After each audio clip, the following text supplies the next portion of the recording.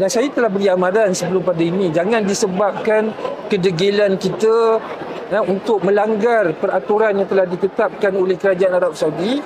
Dia akan menyebabkan jemaah-jemaah haji kita yang akan datang, tahun-tahun akan datang, jemaah-jemaah haji kita sudah tentu, kalau tuan-tuan dan puan ni masih ingat lagi lah rakan-rakan media, 14 negara yang telah di-ban oleh kerajaan Arab Saudi.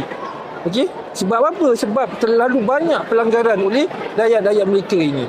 Jadi bila ban itu berlaku, hak untuk